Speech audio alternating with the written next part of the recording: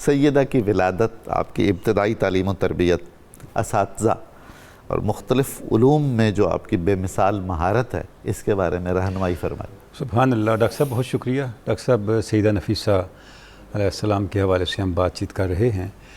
آپ کی ولادت ڈاکٹر صاحب ہم دیکھتے ہیں جو تاریخ ہمیں معلومات دیتی ہے، 11 ربیع الاول 145 ہجری کو آپ کی ولادت ہوئی مکہ المکرمہ میں۔ سید حسن الانور آپ کے والد گرامی ہیں اور سیدہ ام سلمہ زینب آپ کی والدہ ہیں جی۔ اور ولادت جس گھرانے میں ہوئی، علم حکمت ظاہر ہے اس گھرانے کی میراث ہے، تو بچپن سے ہی آپ کی تربیت اس انداز سے کی گئی کہ ظاہر و باطن بیک وقت ساتھ ساتھ پروان چڑھ رہے ہیں۔ یعنی آپ بچپن سے ہی آپ کی شعوری زندگی کا آغاز حضور رسالت مآب صلی اللہ علیہ وسلم کی بارگاہ میں حاضری سے ہو رہا ہے۔ تو اب دیکھیں کہ والد گرامی تربیت کس طرح کر رہے ہیں۔ اچھا ڈاکٹر صاحب، تربیت ہی کو اگر ہم دیکھیں تو سیدہ کی زندگی میں یہ بھی ایک یونیکنیس ہے، ایک امتیاز ہے کہ آپ نے اپنے گھر میں ہی زمانے کے سرد و گرم کو دیکھ لیا۔ واہ۔ 5 سال کی تھیں تو والد گورنر بن گئے جی۔ اور جب میچور عمر میں پہنچیں تو خلیفہ منصور کے مظالم کو بھی دیکھا۔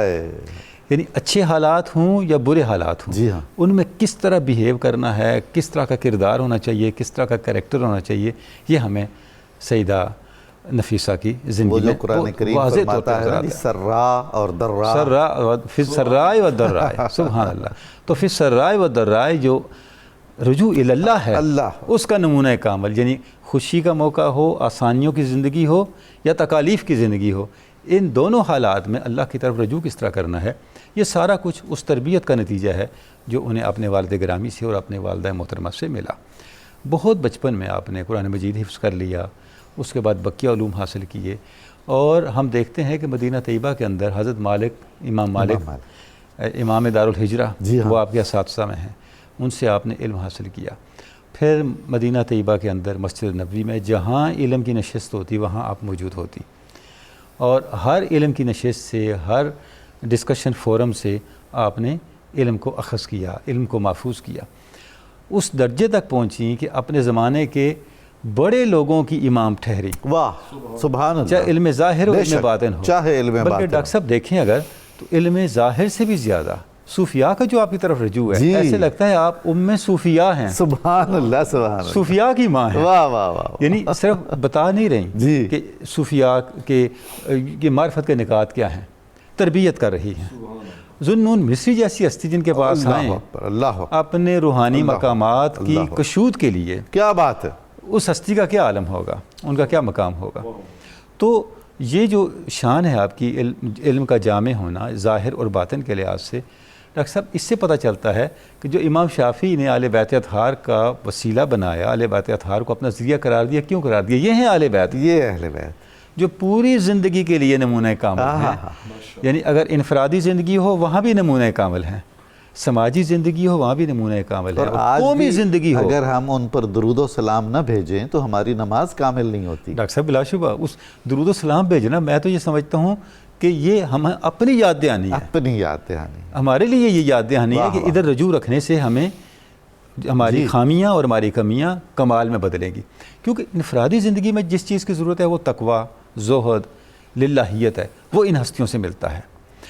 سماجی زندگی میں معاشرے کو بنانے کے لیے جس ایثار، قربانی، اصلاح پذیری کی ضرورت ہے وہ ان ہستیوں سے ملتا ہے، اور اجتماعی زندگی میں اہل اقتدار کی جس اصلاح کی ضرورت ہے وہ ان ہستیوں سے ملتا ہے۔ تو یہ سارا پوری کی پوری مسلم سوسائٹی کو تعمیر کرنے کے لیے، پوری کی مسلم سوسائٹی کی کنسٹرکشن کے لیے جو بنیادی تقاضے ہیں وہ ہم دیکھتے ہیں کہ اہل بیت اطہار کے ہاں میں نظر آتے ہیں، اور اس کا نمونہ کامل سیدہ نفیسہ ہیں۔ تنولی صاحب، میں ضرور یہ آپ سے رہنمائی لینا چاہوں گا کہ حضرت سیدہ کے والد ماجد کا لقب الانور ہے، تو یہ بے سبب تو نہیں ہوگا نا؟ تو اب جو انور کی نور نظر ہیں ان کا کیا عالم ہوگا؟ سبحان اللہ۔ اور دوسرا مسئلہ یہ کہ حضرت حسن انور رضی اللہ تعالی عنہ کی شعوری کوشش لگتی ہے، بچپن ہی سے انہوں نے ایک ٹریک متعین کیا ہوا ہے کہ اس بچی نے ان مراحل سے گزر کے کیا بننا ہے، کس مقام تک پہنچنا ہے، کس مقام تک پہنچنا بلا ہے۔ شبہ اس کا مطلب یہ ہے کہ ماں باپ اگر تربیت کریں بچپن ہی سے، اور وہی عمر ہے صحیح تربیت کی، بچپن، وہ راسخ ہو جاتی ہیں چیزیں دل و دماغ میں. ڈاکٹر صاحب دیکھیں جو والدین کے خواب ہوتے ہیں، اولاد اس کی تعبیر ہوتی ہے. واہ. ٹھیک ہے نا. تو ہر بڑے صاحب دانش نے اس چیز کو بیان کیا ہے کہ ہم ہر اپنا وہ خواب جس کو تعبیر میں نہیں بدل سکتے اسے اپنی اولاد میں دیکھتے ہیں، اور اگر کوشش کریں تو وہ ممکن بھی ہو جاتا ہے، وہ ہو بھی جاتا ہے. تو حضرت سید حسن الانور کی شخصیت میں یہ جو ایک ارج ہے، کمال، یہ بدرجہ کمال نظر آتی ہے واقعی، کہ وہ اپنی اس شہزادی کو کس مقام پہ پہنچانا چاہتے ہیں. تو حضور کی بارگاہ سے تعلق کے ہر روز لے جانا رسول اللہ تعلق قائم کرنے کے آغاز سے لے کے علوم ظاہر و باطن کی تعلیم تک ہر وہ مرحلہ جو ایک عظیم شخصیت کو تشکیل دینے کے لیے ضروری تھا، وہ ہمیں حضرت حسن الانور وہ مرحلہ ان کو طے کراتے ہوئے نظر آتے ہیں. تو یہ ہمارے لیے بھی نمونہ کامل ہے ایک لحاظ سے، یعنی وہ کامل مربی ہے اپنی صاحبزادی کے. سبحان اللہ، کہ ہم بھی اپنی اولادوں کو ایک خواب کی تعبیر کے لیے تو ان کی تربیت کریں. کیا بات. جس طرح سے اہل بیت اطہار نے ہمارے سامنے یہ نمونہ، کوئی مقصدیت انہیں دیں، کوئی ہدف دیں، کوئی بہت اعلیٰ ہدف ہمارے سامنے ہونا چاہیے. اور سب سے بڑا اس سے ہدف کیا اعلیٰ ہوگا کہ ہم انسان مرتضیٰ بنیں، ہم اللہ کی رضا کا مظہر بنیں، اللہ کی رضا کے اہل اور اس استعداد کے حامل بنیں. اور اس کے لیے پھر وہ مشقت درکار ہے جو سیدہ نفیسہ کی والدین نے کی اور ان کو اس مقام تک پہنچایا کہ پھر وہ اپنے زمانے کے علماء، اپنے زمانے کے صوفیاء ان کے پاس آ کے ان سے رہنمائی لے رہے ہیں. تو نوری صاحب یہ بھی بڑا ہی حیران کن ہے اور یہ اسلام کا ایک امتیازی وصف ہے. آپ دیکھیے نا کہ ایک عظیم خانوادے کا فرد حضرت حسن انور بطور والد اپنی صاحبزادی کو صاحب علم و فضل بنانے کے لیے ہر لمحے پر تعاون فرما رہے ہیں. سبحان اللہ. یعنی وہ جس درس میں جانا چاہتی ہیں مسجد نبوی شریف میں، والد کا تعاون پورا حاصل ہے، سرپرستی حاصل ہے. سبحان اللہ. حضرت امام مالک کے دروس میں شرکت حاضر. تو یہ کمال ہے ڈاکٹر صاحب، یہ کمال بھی ہے اور اسلامی معاشرے کا مزاج بھی ہے. مزاج ہے. جب ہمارا معاشرہ زندہ تھا، جب ہمارا معاشرہ بیدار تھا، ہمارا معاشرہ غالب تھا، صاحب عروج و تمکنت تھا، اس وقت اس طرح کی ایکٹیویٹیز ہوتی تھی.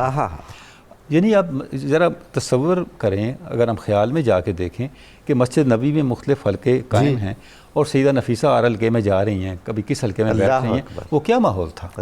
تو اس ماحول کو تازہ کرنے کی ضرورت ہے کہ ہم اپنی نسلوں کو، نئی نسل کو اس طرح سے علمی حلقوں کے قریب کریں کہ وہ علمی حلقوں سے اسی طرح استفادہ کریں، اور پھر علمی حلقے بھی ایسی گنجائش پیدا کریں، ایسا آؤٹ پٹ کریٹ کریں کہ ان کے پاس آنے والی نسل نو جو ہے وہ اس نفاست پہ پہنچے جس علمی نفاست کی مدد سیدہ نفیسہ بنی ہے. اچھا، کتنے خوش نصیب ہوں گے وہ علماء جن کی کلاسوں میں رسول اللہ صلی اللہ علیہ وآلہ وسلم کی یہ شہزادی بیٹھتی ہوں گی، سبحان اللہ، علم حاصل کرتی ہوں گی، سبحان اللہ، نوٹس لیتی ہوں گی. سبحان اللہ. ڈاکٹر صاحب بالکل. اب دیکھیں جو بات کے تذکرہ نگاروں نے تفصیلات بیان کی ہیں تو وہ اس طرح آگے ٹرانسمٹ ہوئی ہیں نا کہ جن علماء سے انہوں نے پڑھا ان علماء نے آگے چیزوں کو ٹرانسمٹ کیا. تو آگے سیر اعلام النبلاء کو دیکھیں، کتاب الاعلام کو دیکھیں، طبقات امام شارانی کی دیکھیں، سب نے حضرت نفیسہ کے علمی کمالات کو، ان کے اخلاقی محاسن کو تفصیل کے ساتھ بیان کیا کہ کیا ان کا مقام تھا اہل علم کے نزدیک اور اہل نظر اور اہل روحانیت کے نزدیک. واہ واہ.